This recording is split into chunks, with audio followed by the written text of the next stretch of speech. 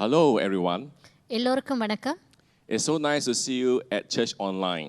இணையத்தின் மூலமாக கர்த்தரோட செய்தியில சந்திப்பது மிக மகிழ்ச்சி. It's so good to see you together. உங்க அனைவரையும் ஒன்று கூடி பார்ப்பதில் சந்தோஷம். We thank God for the word of God. ஆண்டவருடைய வார்த்தைக்காக நம்ம நன்றி சொல்வோம். It will surely bless our hearts. நிச்சயமாக அந்த வார்த்தைகள் நம்ம இருதயத்தை ஆசீர்வதிக்கும். But let's pray first. ஜெபிப்போம் இந்த வேளையில். Dear Lord, அருமையான தேவனே, help us to receive your word உன் வார்த்தைகளை நான் பெற்றுக்கொள்ள clearly and with victory. வெற்றியோடும் தெளிவாக அந்த வார்த்தைகளை நாங்கள் புரிந்து கொள்ள. We thank you for blessing us today. எங்களை நீர் இன்று ஆசீர்வதித்ததுக்காக நன்றி ஆண்டவரே. In Jesus' name. இயேசுவின் நாமத்தில் ஜெபிக்கிறோம். Amen. Amen. The last few weeks we were talking about missions. கடந்த 2 வாரங்களாக வெளி ஊழியங்களை குறித்து நம்ம பார்த்தோம். We were talking about mission is giving, mission is praying. வெளி ஊழியம் என்றால் கொடுப்பது, ஜெபிப்பது என்று நாம் பார்த்தோம். But today we're going to talk about mission is going. ஆனா இன்று வெளி ஊழியம் என்று சொல்வது நாம் போவதை குறித்து நம்ம பார்க்க இருக்கிறோம். We want to read two scriptures. 2 தெய்வ வார்த்தைகளை நம்ம படிக்க இருக்கிறோம். Matthew chapter 28 verse 19 and 20. மத்தேயு 28வது அதிகாரம் வசனங்கள், கடைசி வசனங்களை நம்ம பார்க்க இருக்கிறோம். It says Jesus told his disciples to go and make disciples of all nations. இயேசு தன் சீடர்களிடத்தில் உலகம் எங்கும் எல்லா தேசங்களுக்கும் சென்று சீடராக்குங்கள் என்று அவர் சொன்னார். The second scripture is Acts chapter 1 verse 8. இரண்டாவது வார்த்தை அப்போஸ்தலர் 1வது அதிகாரம் வசனங்கள் 8. When the Holy Spirit come on you, you will receive power to do witnessing. பரிசுத்த ஆவியானவர் நம்மேல் வரும்போது நாம் சாட்சிகளாக எழும்புவோம் என்று. You know, Jesus is our example. இயேசு நம்மளுக்கு உதாரணம், உங்களுக்கு தெரியுமா? He went to many places for missions. ஊழியம் என்று சொல்லி இயேசு பல இடங்களுக்கு அவர் சென்றார். Jesus came to earth அவர் பரலோகத்திலிருந்து பூலோகத்திற்கு வந்தார். to meet the need. மனிதர்களோட தேவையை சந்திக்க அவர் வந்தார். When he came to the need, he ministered the need. There was miracles, there was disciple making. அவர் மனிதர்களை சந்திக்கும் போது அங்கே தேவைகள் உண்டு என்று அறிந்து அந்த தேவைகளை சந்தித்து மனிதர்களோடு ஒரு உறவாடக்கூடியவராக அவர் இருந்தார். But we have other examples too. இன்னும் பல உதாரணங்கள் நம்மளுக்கு உண்டு. In the Old Testament, பழைய ஏற்பாட்டில் நாம் பார்ப்போம் என்றால் we have Moses. மோசேயை எடுத்துக்கொள்ளலாம். God called Moses and sent him to Egypt. ஆண்டவர் மோசேயை அழைத்து எகிப்து தேசத்திற்கு செல்லும்படி சொன்னார். In obedience, he went. மோசே கீழ்ப்படிதலோடு எகிப்து தேசத்துக்கு சென்றார். And he was used of God to set the whole nation of Israel free. எகிப்து முழு தேசத்தையும் ஆண்டவரோட வல்லமையால விடுதலை அவர் கொண்டு வந்தார். Another example in the New Testament. புதிய ஏற்பாட்டில் இன்னொரு உதாரணத்தை நாம் பார்ப்போம். The Apostle Paul. அப்போஸ்தலர் பவுலை எடுத்துக்கொள்வோம். He was called of God and sent of God. அவர் ஆண்டவரால் அழைக்கப்பட்டு ஆண்டவரால் ஊழியங்களுக்கு அனுப்பப்பட்டவராக இருந்தார். He went to many nations. பல தேசங்களுக்கு அப்போஸ்தலர் பவுல் சென்றார். What a wonderful examples we have. பல உதாரணங்கள், அருமையான உதாரணங்களை நாம் பார்த்தோம். So I can say to you, missions is love in action. அதனால் தான் நான் சொல்லுகிறேன், ஊழியம் என்று சொல்லும் போது அதை நம் காரியத்தில் செயலாக போடும் போது தான் அந்த அன்பு வெளிப்படுகிறது. We learn it from Jesus and the other examples. இந்த காரியங்களை இயேசுவின் உதாரணத்துக்கூடாகவும் மற்ற உதாரணத்திலையும் நம்ம அறிந்து கொள்ளலாம். All these examples were just fulfilling the Father's will. இந்த உதாரணங்கள் இதெல்லாம் பிதாவின் சித்தத்தை நிறைவேற்றக்கூடிய காரியங்களாக இருந்தது. Bringing man back to God. மனிதனை மறுபடியுமாக ஆண்டவரோடு இணைக்கக்கூடிய ஒரு காரியமாக இருந்தது. You see, before Jesus left the earth, இயேசு இந்த உலகத்திலிருந்து எடுத்துக்கொள்ளப்படுறதுக்கு முன்பதாக he instructed his disciples அவர் சீடர்களிடத்தில் சில கட்டளைகளை அவர் சொன்னார். and told them this command.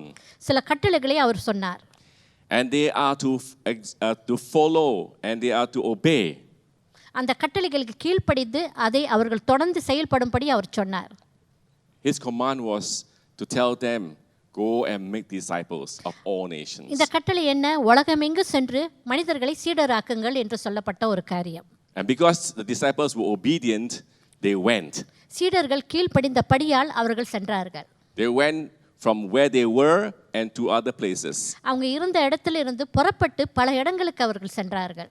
You see, Jesus, when he gave the command, it wasn't a suggestion. இயேசு இந்த கட்டளையை சொல்லும்போது இது உங்க விருப்பப்படி என்று அவர் சொல்லவில்லை. It was a commission, a command.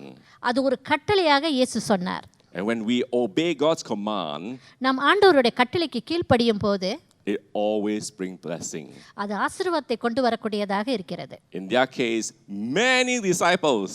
அவர்கள் அந்த காரியங்களை செய்தபடியால் திரளான ஊழியக்காரர்கள் அவர்கள் சேகரித்தார்கள் சீடர்களை. So we can see making disciples will get you going சீடர்களை நம்ம உருவாக்க வேண்டும் என்று சொன்னால் நாம் முன்னதாக செல்ல வேண்டும்.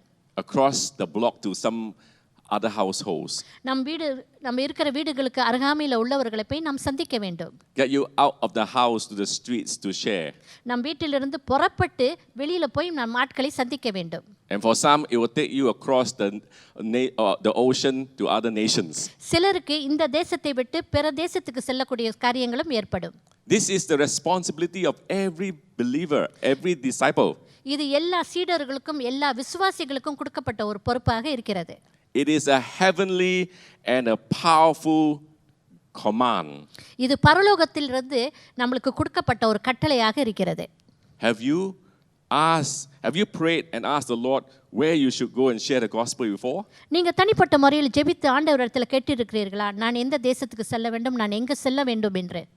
In 2 Peter chapter 3 verse 9. 2 பேதுரு God is not willing that any should perish. 2 பேதுரு 3வது அதிகாரத்தில் ஆண்டவர் எந்த ஒரு மனிதனும் அவன் வீணாக போகக்கூடாது என்று அவர் விரும்புகிறார். So it is our responsibility. இது நம்மளுடைய ஒரு கடமையாக இருக்கிறது. To go. நம் ஊழியத்துக்கு செல்ல வேண்டும். Share the gospel. நற்செய்தியை நாம் பகிர்ந்து கொள்ள வேண்டும். Make disciples. ஊழியராக்க வேண்டும். Your friends. நம்மளுடைய நண்பர்கள். Your relatives. நம்மளோட உறவினர்கள். Your colleagues. நம் கூட வேலை செய்யக்கூடியவர்கள் need the gospel. அவர்களுக்கு இந்த நற்செய்தி தேவையாக இருக்கிறது. So let's obey Christ. நாம் கிறிஸ்துவின் கட்டளைக்கு நாம் கீழ்ப்படிவோம்.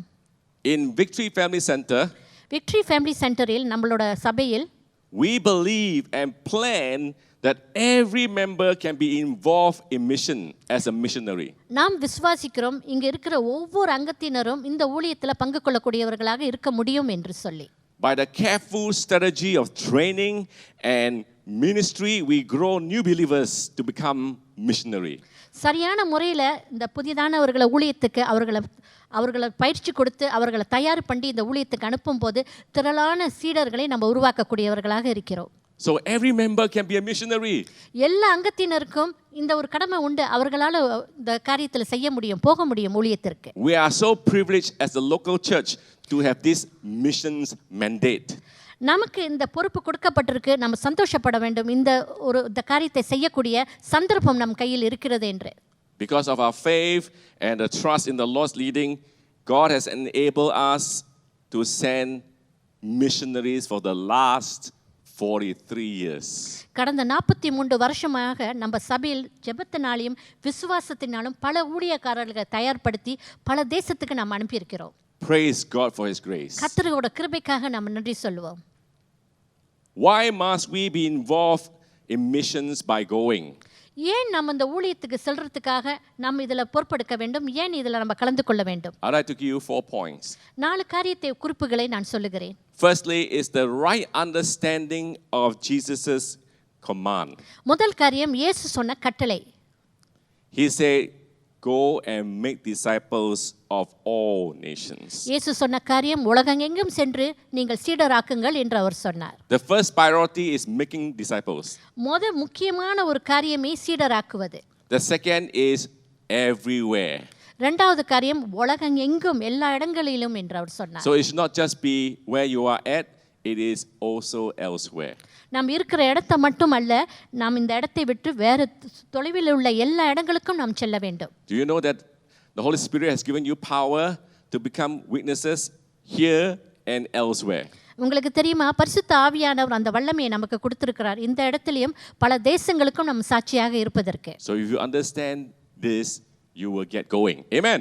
இந்த உண்மைகளை நீங்கள் அறிந்திருந்தால் நிச்சயமாக நீங்கள் ஊழியத்துக்கு செல்லுவீர்கள். Secondly, இரண்டாவது காரியம் is the disciples' responsibility to obey the command. சீடர்களோட ஆண்டவரோட காரியங்களுக்கு அவர்கள் கீழ்ப்படிவது. When we obey, நாம் கீழ்ப்படியும் போது, when our church obeys, நம் சபை கீழ்ப்படியும் போது great blessings and great miracles are expected. திரளான ஆசீர்வாதங்களும் அற்புதங்களும் நடைபெறும். salvations and disciples will be made. ரட்சிப்பும் சீடர்களும் அதிகமாக பெருக்கப்படுவார்கள். At the same time, அதே நேரத்தில் our disobedience will hinder God's blessing. நம்மளோட கீழ்ப்படியாமல் நம்ம போனோமானால் ஆண்டவரோட ஆசீர்வாதத்துக்கு அது தடையாக இருக்கிறது. The third reason மூன்றாவது காரியம், why we must be going for missions. நாம் ஏன் ஊழியத்திற்கு செல்ல வேண்டும்? It is because of our love for the Lord and our love for His commands. ஆண்டவரை நம்ம நேசிக்கிறபடியால், அவரோட வார்த்தையை நம்ம நேசித்து கீழ்ப்படுகிறபடியால். Jesus said in John chapter 14 verse 15, யோவான் 14வது அதிகாரத்தில் இயேசு சொன்ன காரியம், if you love me, நீர் என்னை நேசித்தால் you obey me. எனக்கு நீர் கீழ்ப்படி என்று அவர் சொன்னார். So we obey and show Jesus we love Him. நாம் இந்த கீழ்ப்படிதலினால நாம் இயேசுவை நேசிக்கிறோம் என்று வெளிக்காட்டுகிறோம். And because we love God, we will always find ways to obey His word and His command. நாம் ஆண்டவரை நேசிக்கிறபடியால் அவருக்கு கீழ்ப்படிகிறதுனால ஏதாவது ஒரு வழியில அந்த அன்பை நம்ம வெளிக்காட்ட வேண்டும் என்று நாம் முயற்சி செய்வோம். We will make the plan to grow in our faith. நம்மளோட விசுவாசத்தில் நம்ம வளர்ச்சி அடைய அந்த காரியங்களை நம்ம பின்பற்றுவோம். We will make plans to be involved in missions going overseas. அதாவது வெளி ஊழியத்துக்கு போவதற்கு நம்மளை ஒப்பு கொடுத்து நாம் தயார்படுத்திக் கொள்வோம். Praise God for that. கர்த்தருக்கு நம்ம நன்றி சொல்வோம் இந்த காரியங்களுக்கு. In our church, நம்மளோட சபையில் we encourage by faith every member to prepare and sacrifice a year for missions. அதாவது விசுவாச நிமித்தமாக அங்கத்தினர் ஒருவரும் ஒரு வருஷம் ஊழியத்துக்கு சென்று அவங்க ஆசீர்வதிக்கப்பட வேண்டும் என்று. The rewards are great and heavenly. Amen. இந்த ஊழியத்துக்கு செல்லும்போது அதோட வெகுமதி பரலோகத்திலிருந்து நமக்கு பெரிதாக இருக்கிறது. Many of you have received the new mission book. நம்ம எல்லாருக்குமே அந்த ஊழியத்துக்குரிய காரியங்களை குறித்த ஒரு புத்தகம் நம்மளுக்கு கொடுக்கப்பட்டது. The yellow color one entitled Missions Unhindered. அதாவது மஞ்சள் நிறத்தில் அந்த புத்தகம் இருந்தது, ஊழியங்களை குறித்து அதில் போட்டிருந்தது எந்தெந்த இடத்துல இந்த ஊழியங்கள் நடக்கிறது என்று. You can see many faces there. பல முகங்களை நீங்க பார்க்கலாம். All these are our members. இவர்கள் எல்லாம் நம்ம சபையிலிருந்து ஊழியத்துக்கு சென்றவர்கள். They plan for missions. இவங்க எல்லாம் தேர்ந்தெடுத்தார்கள் ஊழியத்துக்கு செல்ல வேண்டும் என்ற அந்த முடிவை. They went to Japan and they went to many other nations. ஜப்பானுக்கு சென்றார்கள், பல தேசங்களுக்கு அவர்கள் சென்றார்கள். They show to us they love God and they make a way to serve God. அவங்க வெளிக்காட்டினார்கள், ஆண்டவரை அவர்கள் நேசித்தார்கள், அந்த அன்பை வெளிப்படுத்துற முடியுமாக ஊழியத்திற்கு அவர்கள் கீழ்ப்படிந்து சென்றார்கள். The last point. கடைசி காரியங்களை பார்ப்போம். God did not call the angels to share the good news. ஆண்டவர் தெய்வ தூதர்களை அழைக்கவில்லை நற்செய்தியை பகிர்ந்து கொள்ள. But God has called us. ஆண்டவர் நம்மை தான் அழைத்தார். Why? ஏன் நம்மளை அழைத்தார்? Because we experience His mighty salvation from sin and death. பாவத்திலிருந்து நம்ம ரட்சிப்பு அடைந்ததனால் அவரோட ரட்சிப்பு எவ்வளவு முக்கியம் என்று நம்ம அனுபவித்த நிமித்தமாக நமக்கு அந்த அழைப்பு கொடுக்கப்பட்டிருக்கிறது. We are the chosen vessel to carry this wonderful good news Amen. to all others. அவரால் தேர்ந்தெடுக்கப்பட்ட ஒரு பாத்திரமாக அவர் ஊழியத்தை செய்யக்கூடியவர்களாக நற்செய்தியை கொண்டு போகக்கூடியவர்களாக நாம் தேர்ந்தெடுக்கப்பட்டிருக்கிறோம். So how can you and I be involved in missions? நீங்களும் நாங்களும் எப்படி இந்த ஊழியத்தில் பங்கு கொள்ள முடியும்? Number one, ஒன்றாவது காரியம், you need to grow spiritually in the Lord through our VFC discipling program. அதாவது பிஎஃப்சி நம்மளோட சபையில் இந்த ஊழியர்களாக்குவோம் என்று சொல்லக்கூடிய காரியங்களில் அந்த காரியங்களை சேர்ந்து அந்த வகுப்புகளில் நம்ம படித்து நம்மளை நாம் தயார்படுத்த வேண்டும். Through time, you'll be ready as a missionary. அந்த குறிப்பிட்ட காலகட்டத்தில் அந்த வகுப்பில் நம்மளை அவர்கள் தயார்படுத்துவார்கள் ஊழியத்திற்கு செல்வதற்கு. But are you willing? ஆனால் நாம் தயாராக இருக்கிறோமா செல்வதற்கு? Are you called of God? அந்த அழைப்பு உங்களுக்கு கொடுக்கப்பட்டிருக்கிறதா? If you know you are called of God, ஆண்டவர் அந்த அழைப்பை உங்களுக்கு கொடுத்திருக்கிறார் என்று நீங்கள் அறிந்திருந்தால், then prepare. நம்மளை நாம் தயார் செய்ய வேண்டும். Prepare today without omitting the giving, without omitting the praying. அதாவது அந்த காரியத்தை விட்டு விலகாத படிக்க அந்த அழைப்பு உங்களுக்கு இருந்தால் நம்மளை ஒப்பு கொடுத்து நாம் தயார்படுத்த வேண்டும் அந்த ஊழியத்திற்கு செல்ல. Look for your missions overseer. அதாவது இந்த வெளிசுவிசேஷ ஊழியத்திற்கு தலைமைத்துவத்தில் உள்ளவர்களை போய் நாம் சந்திக்க வேண்டும். To talk and to plan for missions. அவர்களோடு பேசி இந்த ஊழியத்துக்கு நான் எப்படி செல்ல வேண்டும், எப்படி தயார்படுத்த வேண்டும் என்று நாம் அந்த காரியங்களை கற்றுக்கொள்ள வேண்டும். Amen. Amen. At the same time, அதே நேரத்தில் while you're in Singapore, நாம் சிங்கப்பூரில் இருக்கிறோம், have a heart to share the gospel. இங்க இருக்கிற வண்ணமாகவே நற்செய்தியை நம்ம பகிர்ந்து கொள்ள வேண்டும். Have a heart to make disciples. அந்த பாரம் வேண்டும் நமக்கு சீடர்களாக்க வேண்டும் என்று. That way you are preparing yourself for missions too. இதிலிருந்து தான் நம்மளோட ஊழியம் ஆரம்பிக்கிறது. Do not be indifferent to God's command. ஆண்டவரோட கட்டளையை நம்ம அலட்சியமாக எடுத்துக்கொள்ள கூடாது. Because we all desire to please God. நாம் எல்லாருமே ஆண்டவரை சந்தோஷப்படுத்தக்கூடிய கடமை நமக்கு உண்டு. Be excited for the Lord's command. ஆண்டவர் ஒரு கட்டளையை நமக்கு கொடுத்தார், அதை செய்யறதுல நம்ம உற்சாகம் உள்ளவர்களாக இருக்க வேண்டும். Especially in making disciples. முக்கியமாக ஊழியங்களுக்கு சென்று சீடர்களை ஆக்குறதுல நம்ம உற்சாகமாக அந்த காரியங்களை செய்ய வேண்டும். And I will say to you, நான் சொல்லுகிறேன் ஒரு காரியம், great is your reward. நம்மளோட வெகுமதி மிகவும் பெரிதாக இருக்கும். Amen. Amen. Let's pray. நாம் ஜெபிப்போம் இந்த வேளையில். Heavenly Father, we come to you. பரலோக பிதாவே, நாங்கள் வருகிறோம். May you search our hearts. எங்கள் இருதயங்களை ஆராய்ந்து பாரும். May we be found pleasing to you. நாங்கள் செய்யக்கூடிய காரியங்கள் உம்மை சந்தோஷப்படுத்தி திருப்திப்படுத்தக்கூடிய காரியங்களாக இருக்க. We want to be a candidate or a person for your missions. உம்மோட ஊழியத்துல பங்கெடுக்கக்கூடியவர்களாக நாங்கள் இருக்க. Please forgive us. எங்களை மன்னியும். If we have been indifferent. அதாவது உம்மோட காரியங்கள் உன் அழைப்புக்கு நாங்கள் அலட்சியமாக இருந்திருந்தால். Please forgive us. எங்களை மன்னியும் சுவாமி. If we have not been obedient. உமக்கு நாங்கள் கீழ்ப்படியாமல் இருந்திருந்தால். We thank you for your grace. உம்மோட கிருபைக்காக நாங்கள் நன்றி செலுத்துகிறோம். We pray for the next moment of our lives we will make it successful. மறுபடியும் இந்த தருவாய் எங்களுக்கு கொடுக்கப்பட்டுச்சுனா அந்த காரியங்களை நாங்கள் செய்து முடிக்க ஆண்டவரே. In Jesus name we pray. இயேசுவின் நாமத்தில் நாங்கள் ஜெபிக்கிறோம். Amen. Amen. For those of you are not right with God. அதாவது உங்க காரியங்கள் ஆண்டவரோட உங்க வாழ்க்கை சரியில்லாமல் இருந்தால், you know you are not right with God. உங்களுக்கு தெரியும் தனிப்பட்ட முறையில் நீங்க சரியில்லாமல் இருந்தால், you have not accepted the gospel message, you need Jesus. இந்த நற்செய்தியை நீங்கள் அறியாமல் இருந்திருந்தால் உங்களுக்கு நிச்சயமாக இயேசு தேவையாக இருக்கிறார். I want to lead you to know Jesus. நான் உங்களை வழிநடத்த விரும்புகிறேன் இயேசுவை அறிந்து கொள்ளக்கூடிய காரியங்கள். Follow me in this prayer.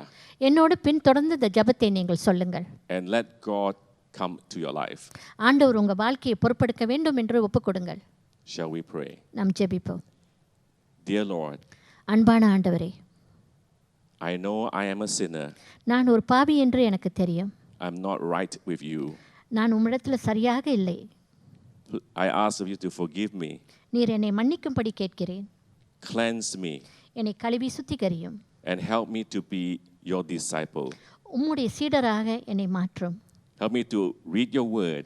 உன் வார்த்தைகளை படிக்க. Be part of a church. இந்த சபையில் ஒரு அங்கமாக நான் இருக்க. I thank you, Jesus. நான் உமக்கு நன்றி செலுத்துகிறேன் இயேசுவே. In Jesus name we pray. இயேசுவின் நாமத்தில் நாம் ஜெபிக்கிறோம். Amen. Amen. Amen. Amen. If you have prayed that prayer, நீங்கள் இந்த ஜெபத்தை சொல்லியிருந்தால் you are a child of God. நீங்கள் கர்த்தருடைய பிள்ளைகளாக ஏற்றுக்கொள்ளப்பட்டிருக்கிறீர்கள். Welcome. எங்களோடு Praise God. இணைக்கப்பட உங்களை நாங்கள் வரவேற்கிறோம். God is good. ஸ்தோத்திரம். ஆண்டவர் நல்லவர். A few announcements. சில காரியங்களை நாங்கள் சொல்ல இருக்கிறோம், அறிவிப்புகளை.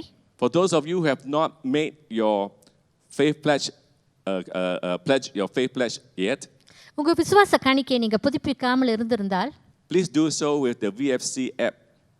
அதாவது VFC என்று சொல்ல இணையதளத்தில் அந்த காரியங்களை நீங்கள் செய்யலாம், பதிவு செய்யலாம். It only takes a minute to sign up. அந்த பதிவு செய்ய ஒரு நிமிஷம் தான் உங்களுக்கு பிடிக்கும். And please God in that way too. இதை ஆண்டவரை சந்தோஷப்படுத்தல இன்னொரு காரியமாக இருக்கிறது. For tithes and offering, we know that we have our giving app, so continue to use that to bless the Lord. உங்களோட காணிக்கைகள், விசுவாச காணிக்கை, தசம பாகத்தை நீங்க கொடுக்க விரும்பினால் இதையும் இந்த காரியங்களை நீங்க செய்யலாம் இணையத்தின் மூலமாக.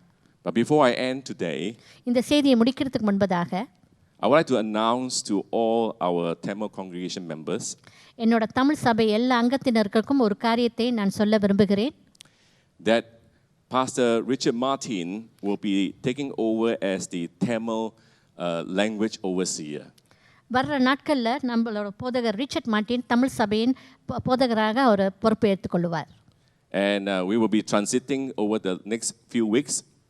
இந்த காரியங்களை இன்னும் சில நாட்களில் இந்த காரியங்களை நாங்கள் பின்தொடர்ந்து செய்வோம். So when he comes on board, welcome him.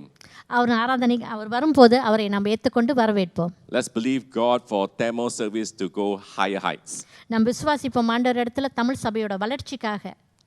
And so I say to you, God bless you. God be with you. நான் ஆண்டவர் உங்களை ஆசீர்வதிப்பார், ஆண்டவர் உங்களோடு இருப்பார் என்று சொல்ல விரும்புகிறேன்.